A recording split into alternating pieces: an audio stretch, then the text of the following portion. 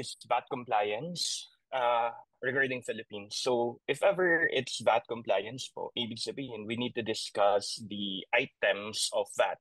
That is output and input VAT. So for today, we'll discuss output VAT and input VAT and what are the necessary compliance as to these items. So let's start first as to output VAT.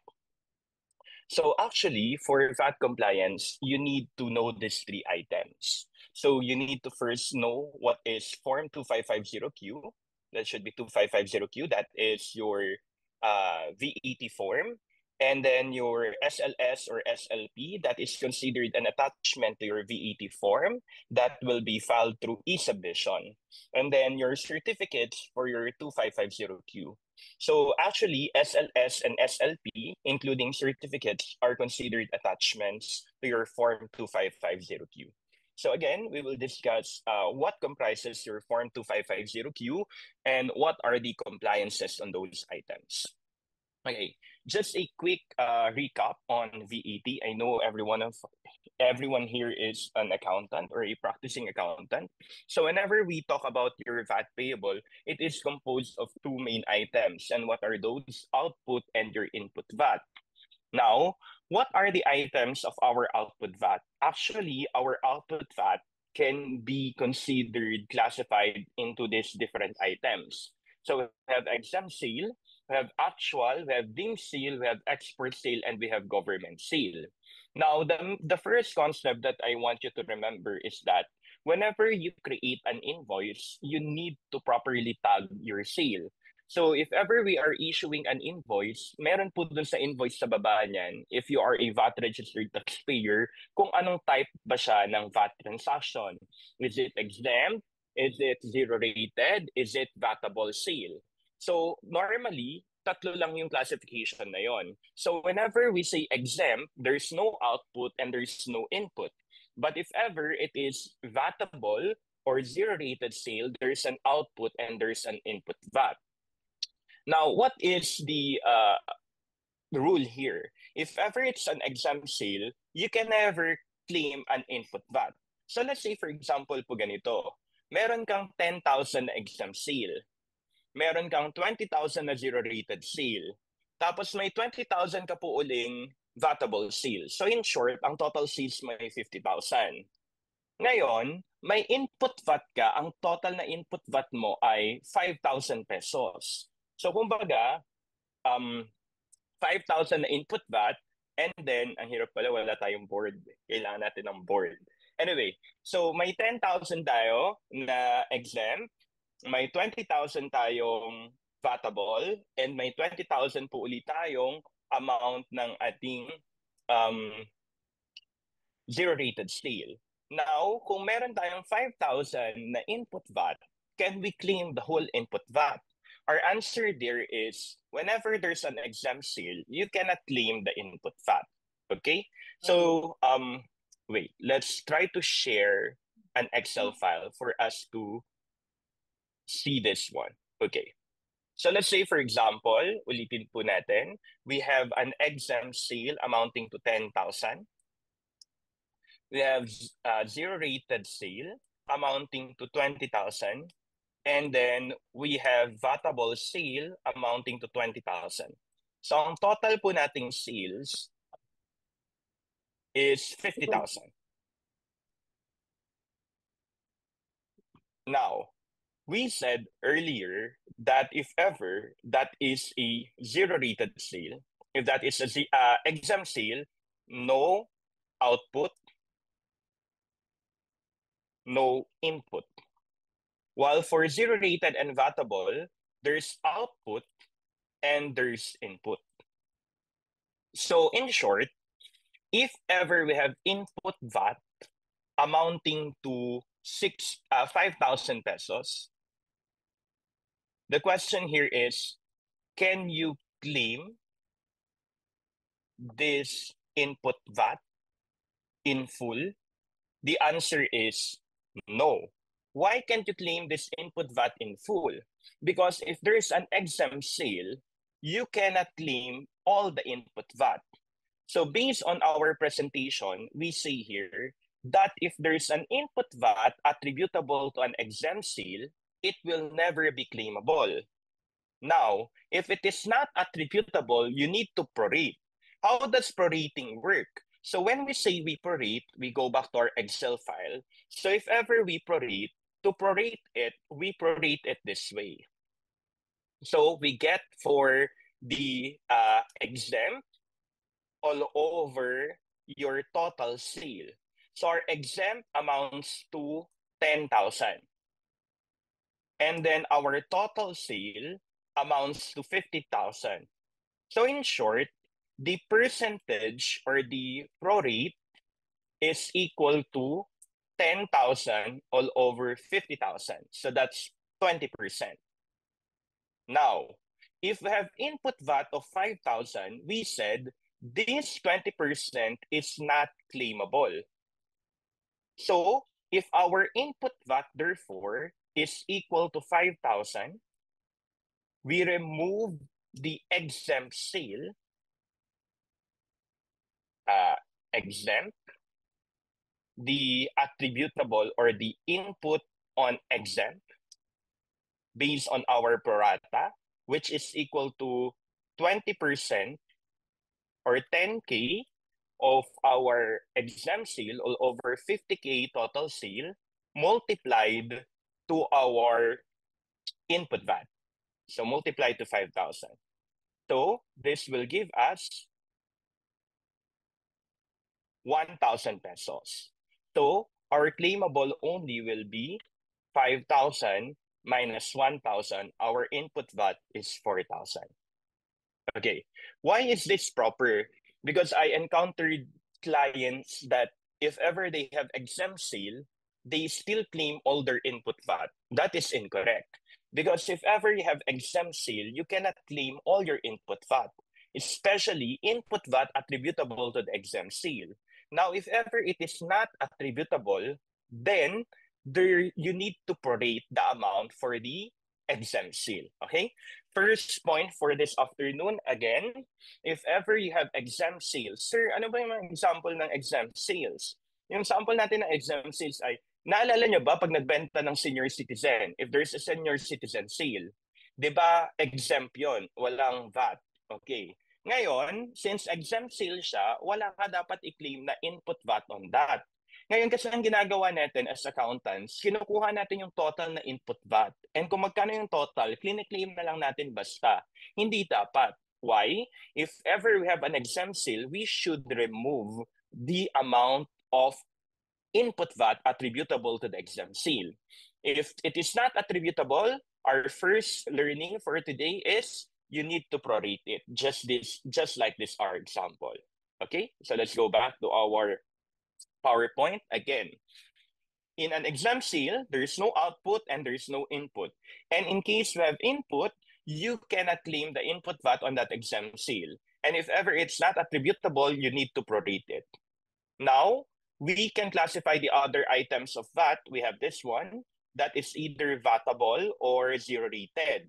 So actual sale, deemed sale, and government sale are VATable. It is VATable at 12%. Export sale is still VATable, however, at 0% sale. Now, ang issue lang dyan, ano yung mga deemed sale, ano ang export sale, at ano yung government sale. Kasi walang issue sa actual sale. Pag nagbenta po tayo, yun na yung sale natin. Pero, kailan ba natin masasabing deemed sale, kailan siya export sale, at kailan siya government sale? Okay? Just an FYI, although we had previously discussed this one already, we said before that under Ease of Paying Taxes Act, we have our gross sales as our tax base. Gross sales as our tax base, wala na yung gross selling price or gross receipts. We don't classify now seller as seller of goods, seller of services. Under EOPT, we now classify it as purely gross sales. No more selling price or gross receipts. Now, we go to your deemed sale transaction.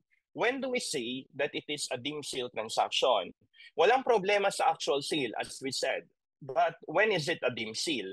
Under our tax code, the following are deemed sale transaction. What is a deemed sale? Hindi siya talaga sale, pero our tax code treats it as a sale.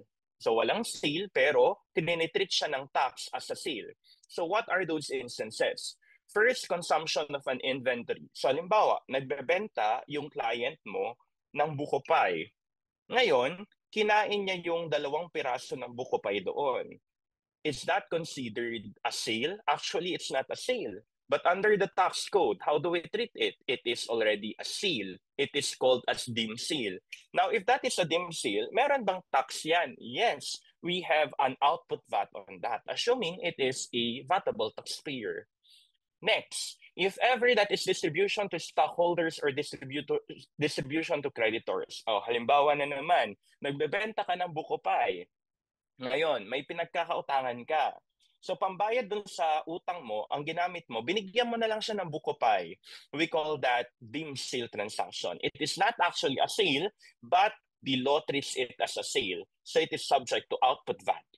Next, consignment of goods. So if ever you have a business which consigns goods, the considered sale is if not made within 60 days following the date such goods were consigned. So halimbawa, Coca-Cola.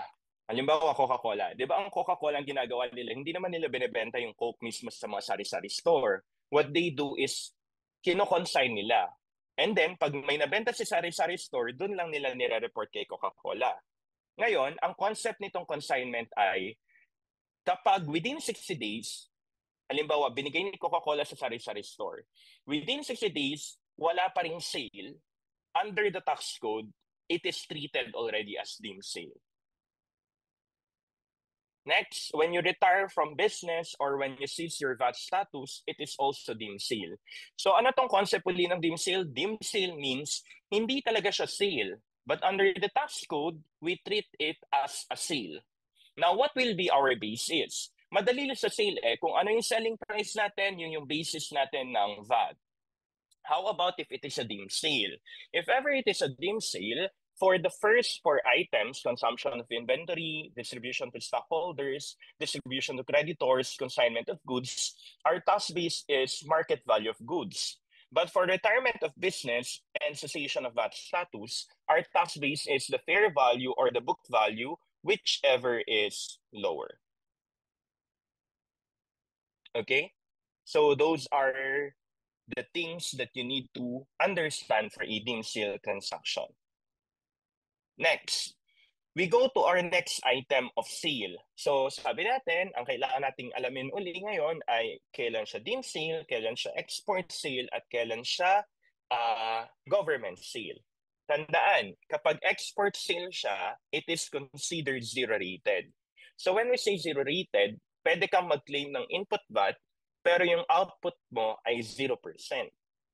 Okay, so kailan siya export sale? When it is a direct export, in short, talagang from Philippines to abroad.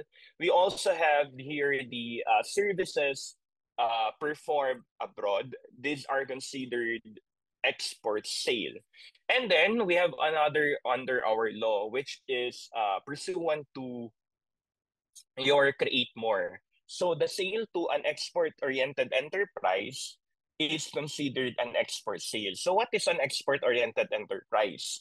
Pag sinabi nating export-oriented enterprise, ito yung mga enterprises under ecozones, yung mga PEZA, CHEZA, yung mga yon. So those are enterprises within that ecozone. And that enterprise is primarily for export. So when do we say that the enterprise is primarily for export or it is export-oriented? If 70% of its sales are considered exported. So kapag doon ka nagbenta, it is considered zero-rated. And when we say zero-rated, ang tax niya ay 0% sa output VAT. Next, we have your government sale. So for government sale, ang kailangan yung tandaan dito, whenever there is a government sale and you are a VAT registered taxpayer, you need to withhold from the government. So that is, or the government will withhold on your sale. That is 5% creditable withholding VAT. So this is a creditable withholding VAT. In short, kung may output ka, mababawasan yan ng input VAT minus the creditable withholding VAT, that will be your VAT payable. It is 5% on your sale net of VAT. So halimbawa, Nagbenta tayo sa government worth 112,000. Okay? Nagbenta tayo sa government worth 112,000. So our government sale is 112,000 pesos. Now, this is, let's say, VAT inclusive. So in short, we have to remove the VAT. So we remove the VAT, less VAT. So that will be 12 over 112. So our VAT is 12,000. So the price net of VAT is equal to 100,000. So we multiply this one to your creditable withholding VAT. Your creditable withholding VAT is 5%. So 100,000 times 5%, this is 5,000. This 5,000 is the withholding from the government. So since this is the withholding from the government, kumbaga from your sale of 112,000, we deduct the creditable withholding VAT amounting to 5,000. Then, ang net amount received mo is 107,000. But in your 2550Q, you will report output VAT amounting to 12,000. And if ever you have input, you deduct the input. However, that amount will still be decreased by the creditable withholding VAT. So, minus the creditable withholding VAT of 5,000. So, in short, kumbaga ang babayaran mo lang ay 12,000 minus 5,000. So if ever you have a sale to the government needs to withhold 5% creditable withholding VAT. And what is the effect of that creditable withholding VAT? It will decrease the amount of your VAT payable. So if we go back to our PowerPoint presentation, so output less input, the 5% creditable withholding VAT will decrease your output to get your VAT payable. So that's for government sale. Okay?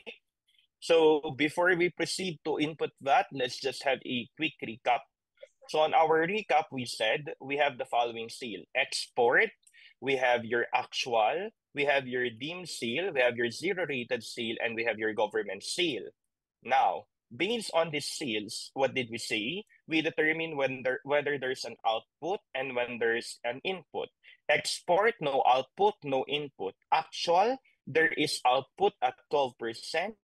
And you can claim input. Next, for deemed sale, you can still claim in output at 12% and an input.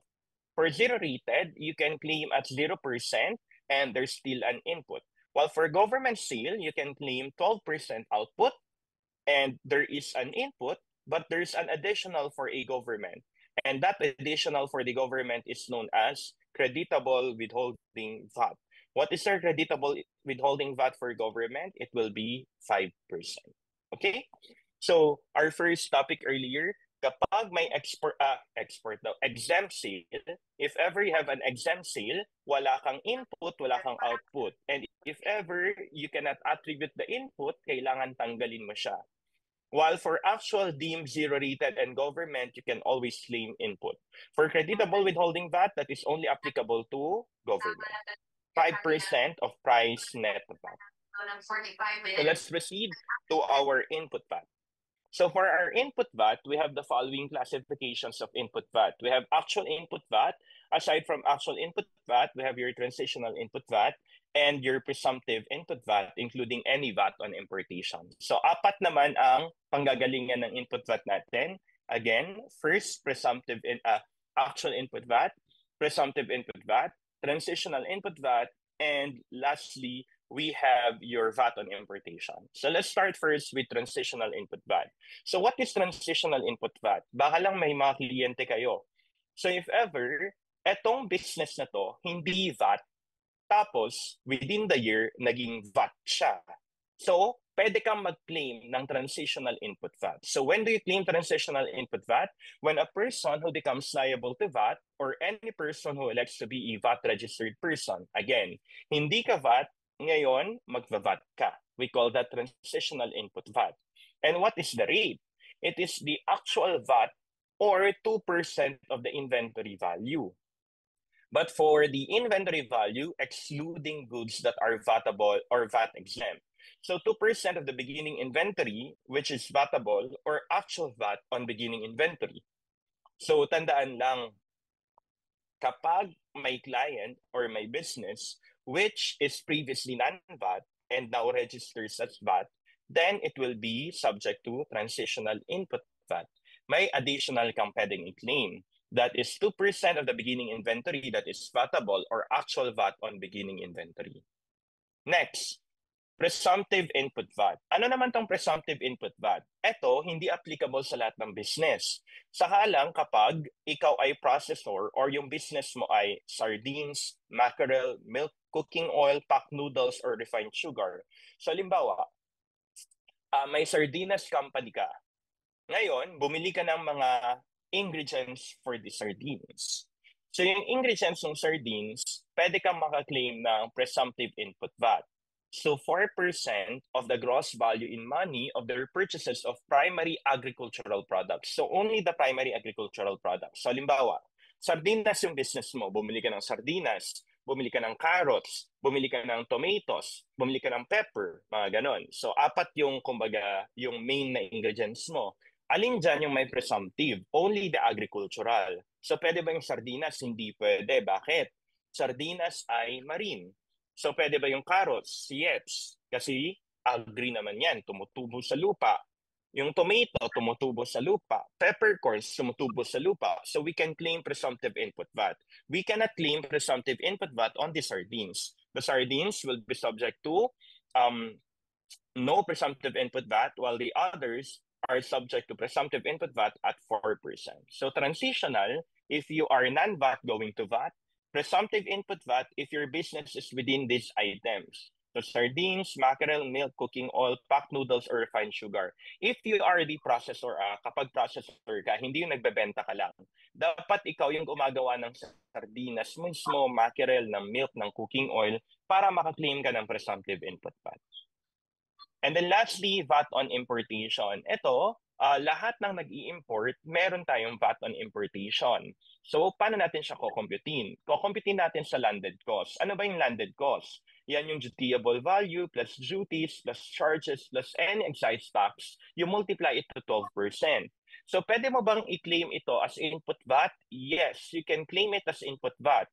How can you claim it as input VAT? If ever, it is for business use. Kapag nag-import yung business mo at nagbayad ka ng VAT on importation, pwede mo siyang i-claim as input VAT as long as it is for business use. And what will be your proof? Your proof is your payment on your VAT on importation. So you can claim that as part of your input VAT. Okay? So how will you substantiate an input VAT? So if that is a transitional input VAT from non-VAT to VAT, paano mo masasabing pwede ka mag-claim ng transitional input VAT? If ever, nag-submit ka sa BIR ng inventory of goods, that is with a detailed list, yun yung merong transitional input VAT. Sa deemed sale naman, alam nyo ba na kapag may deemed sale, kailangan mag-issue ka ng invoice. So kapag kumuha ka ng input VAT on your deemed sale, kailangan may invoice. Kung non-resident yan, let's say you have payments made to non-residents, the payments made to non-residents shall be supported by a copy of the monthly remittance return of VAT withheld that is known as BIR Form 1600. Next, for advance VAT. So your advance VAT on sugar, there must be a payment order. On your government creditable withholding VAT, there must be BIR Form 2307. And in general, if ever you are claiming VAT, input VAT from your receipts, your invoice or receipts must be with the amount of the sale, the amount of VAT, the TIN of the issuer or purchaser, and the description. Because if any is missing, you cannot claim input VAT. So as a rule, you can claim input VAT via the receipts or the invoices now. However, for other types of input VAT, it must be properly supported. So what are the items? For transitional, there must be a detailed list. For deemed sale, there must be an invoice. For non-residents, there must be a payment of BIR Form 1600. For advanced VAT, there must be a payment order. And for government, there must be BIR Form number 2307. And next, we have your compliance for IOCTA for uncollected receivables. So what is this uncollected receivable and unpaid payable? The concept of this uncollected receivable and unpaid payable is, ngayon kasi sa IOCTA, ang ginagawa na natin is, if ever meron po tayong sale or credit sale, dapat may output VAT na yan. Ngayon, paano kung hindi natin siya makokolekta? Kapag hindi mo siya makokolekta, from the due date, let's say, nagbenta ka on quarter 1, and then, nung due date, hindi mo na-kolekta. Meron na tayong bago ngayong uncollected receivables. There will be an adjustment to your output VAT, so you can now deduct the output VAT on the next quarter. So that will be quarter 3. And if ever you recover it, you need to add it to your output VAT during the period of recovery. So if ever the recovery is quarter 4, then you need to add that on quarter 4. Paano naman kung bumili ka? And then, yung purchase mo ay credit. So we call that unpaid payables. So you will declare it at the time you purchase it. Let's say it's quarter 1, you declare it on quarter 1. And upon due date, you need to pay it. But what if hindi mo binayaran? We call that unpaid payables. So you will deduct input VAT during the period it is unpaid. So pwede mong i-claim on quarter 1, pero i-deduct mo lang din on quarter 2. And then finally, if ever you will settle it, let's say binayaran mo nung quarter 3, then i-add mo uli sa input VAT. Paano po kung nangyayari siya on the same quarter? Quarter 2, hindi mo siya nakolekta, ay hindi mo siya nabayaran, pero binayaran mo rin ng quarter 2, di wala kang adjustment. So parang mag-zero out siya. If you want, you can still report it. If not, okay lang din naman kasi zero out lang din naman siya kasi nabayaran na. Lastly, for VAT refund, kailan tayo nagkakaroon ng VAT refund? Before, we can only have a refund if ever it is zero-rated or effectively zero-rated sale. That is 2 years from the close of the taxable quarter. So kapag zero-rated sale pala, sabi natin kanina, pwede nating i-claim yung input VAT. Pero paano sobra-sobra-sobra yung input VAT mo? Pwede ka bang mag-refund? Yes. 2 years after the close of the taxable quarter. Pero if you cancel your VAT registration or you will close now your business, that is 2 years from the date of cancellation or the date of issuance of the BIR tax clearance. Ito naman po yung update ng ating Create More. Okay, so to properly comply to our VAT, again, the following should be known by you. First, your BIR Form 2550Q, that is your VAT form. And ano yung mga laman yan? Yung mga output nyo at saka yung input nyo. And ano yung laman ng output natin? Yun yung mga sales ninyo. May mga actual sales tayo, vatable sales, meron tayong deemed sales, may government sales, may exempt sales, and merong zero-rated sales. Next, input naman. Sa input, from your purchases or actual purchase, meron din tayong transitional, meron tayong presumptive input VAT, meron din tayong input VAT on importation. Pero ang importante, dapat alam ninyo kung kailan siya may output at kailan may input. Kapag may exempt sale, tandaan, dapat walang input sa exempt sale. So kapag hindi attributable, you should prorate it. Next, if you have sales or purchases, you must report quarterly SLS and SLP. So that is your summary list of sales or summary list of purchases. This is actually an attachment to your BIR Form 2550Q. And this SLS or SLP must be submitted to your e-submission. So itong SLS or SLP, madali na lang ito kasi meron tayong BIR relief system dyan. So you just need to enter the sales and the purchases during the month and validate that, and you get the total validation or the validated files for the quarter and submit it to e-submission. And again, certificates. What are these certificates? Certificate that will prove your input VAT claims. And what are those? You have your BIR form 1600. We have also your BIR form 2307. We have your payment orders. We have your payment for VAT on importation. So as long as you can claim those as against your 2550Q, then you need to attach those certificates. Okay? So those are the things that you need to understand and learn as to our VAT compliance or VAT compliance here in the Philippines. So proper invoicing on your sales, whether it is exempt, zero rated, or it is a vatable sale, and proper claiming of your input VAT. Take note, you cannot just claim input VAT. There must be a proper item of your input VAT. Sabi natin kanina, dun sa input VAT natin, kailangan meron yung ating amount of sale, amount of VAT, name of the team and issuer of purchaser, the description or nature of the goods or services, and the date of transaction. And may bago dito sa ating input VAT. Ang bago natin sa VAT ay itong uncollected and unpaid payables. Okay? So that's it for VAT compliance. Thank you.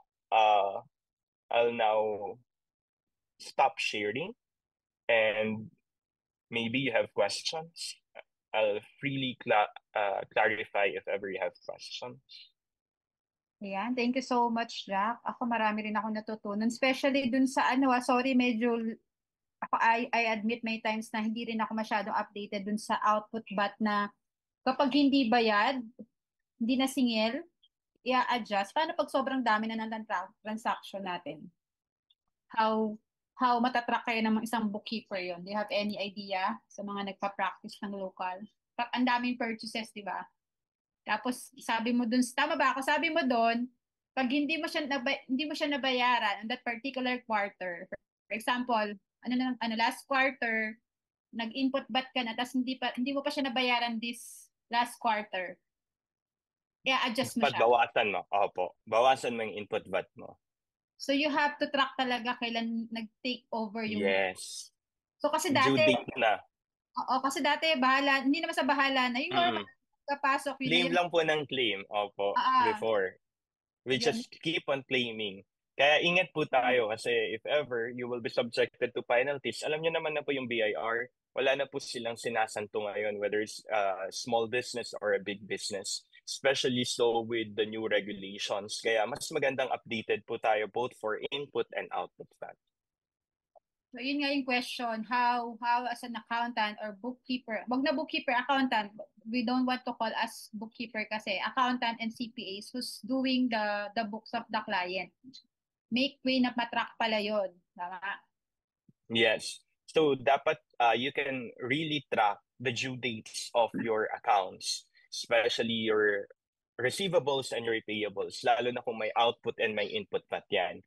Because you cannot just claim it. So, ang dami na pong softwares ngayon that we can make use right now to track that. And when can we say it is considered non-claimable already? And one is our current partner today, that is Automate, which is the current background of Miss Marian.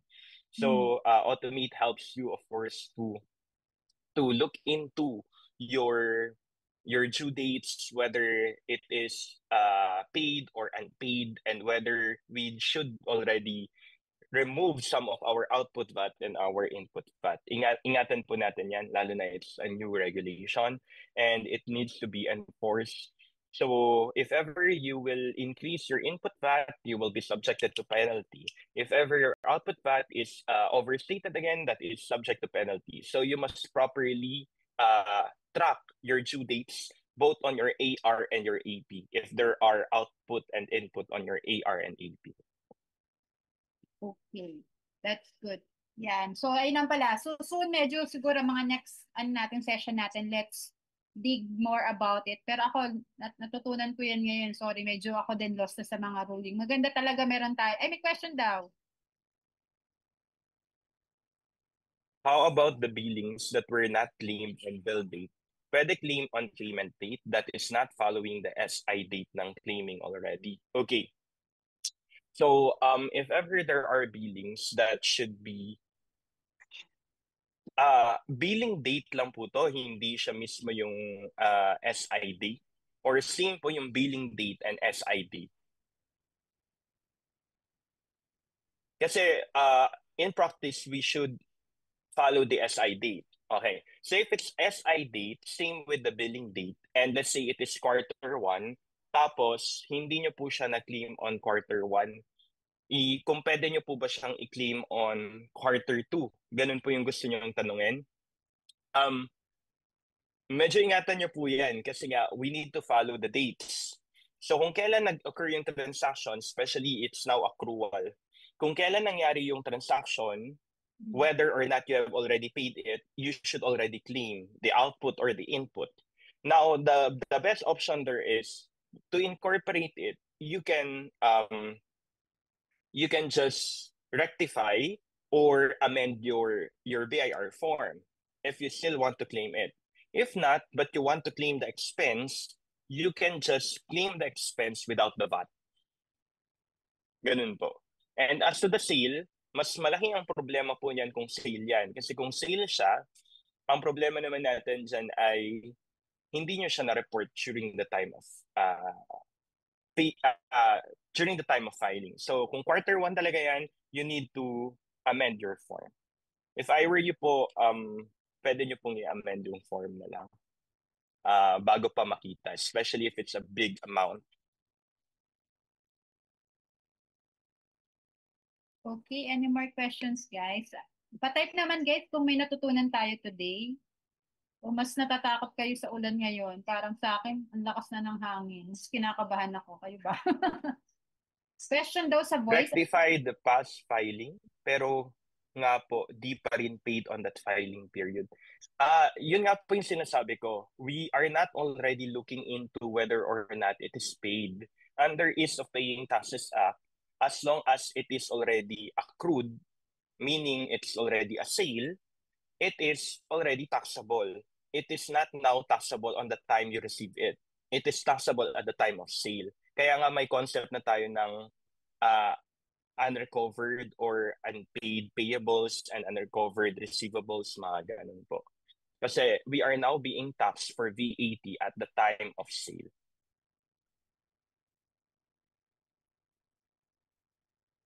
Okay, as a person na mahirap kapag message.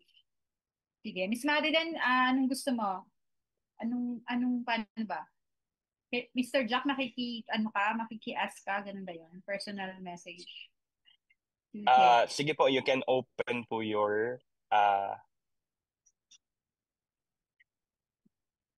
Sige daw. Si Miss Smith. Tara, message na lang ako, guys. Tapos i-connect ko na lang kung may medyo mas personal ba. Tumatanggap pa si Jack ng consultation.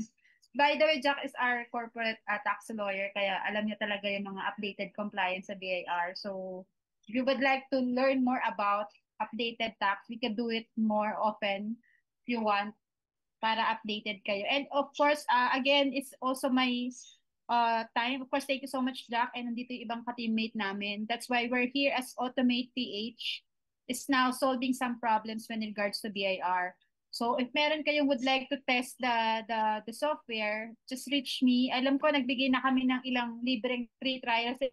Some of you, sa mga nag-fill up pero hindi kami banalikan, I would encourage to try the software para makita nyo, and we would like you to know din yung feedback nyo para mas masolusyonan natin yung problem natin when it comes to tax filing. Okay ba yon? Nag-offer kami ng free trial. Meron na kaming mga 30 yung nag-fill up pero 6 lang yung sumunod. So, ganun lang talaga ang buhay. So, pero we will not, hindi kami susuko kasi ito yung problem natin as an accountant and business owner to solve the problem when it comes to BIR compliance. Tama ba? So, AI na siya. So, yun lang. So, Jack, thank you so much. And, tara, picture muna tayo so we could wrap up na. Madami daw natutunan. Thank you so much, Liz. And sana marami pa. Magbigay kayo ng topic na gusto niyo pang matutunan para we could ask Jack. Available naman si Jack. Basta sabihan na siya ahead. Marami pa. Ako natuto din ako ngayon. And soon, bukas ulit may tayo session, ha? Picture. Thanks, Jack. Thank you rin po. Maraming salamat po sa lahat. Ay, walang naalis. Picture muna tayo. Kanina mabatay na 50. Thank you, Grace. And for those of you, baka gusto niyo naman show up. Ayun si Miss Emeline. Si Miss Annabelle. Miss Annabelle, hindi ka ba nag-cutting class ngayon? Naka-uniform pa si Miss Annabelle. Gusto ko yan. Miss Neros. Ayan. Si Emily nasa office, oh. Naka-in yarn. Okay, 1, 2, 3. Ayun, si Marilena. Gusto natin yung gustong matuto talaga. Diba? Kasi nakakabusog ng utak yan. Mukha tayong matalino kapag marami tayong alam. Ang babayaran tayo sa knowledge natin. May pera po sa lokal. Huwag niyo pong sukuan ng Philippine tax kahit alam natin yung mga issues ngayon. Huwag tayo magpadala sa issues ngayon. Tama ba? Huwag na natin muna sila intindihin. Just focus on helping business owners and tulungan natin mga sarili nating mag-aral na mag-aral para pumaldo tayo sa 2025. Ayan. Thank you so much. Classmate na sila ng Annabelle. Mga nagka-cutting class dyan to attend the webinar. Gusto ko yung nagka-cutting class. Yan. Thank you, Jack. Thank you, Ali. Thanks. Sino pa nandito? Si Ayesha at si Edward nandito. Okay? Thank you so much, Jack. Thank you, Marianne.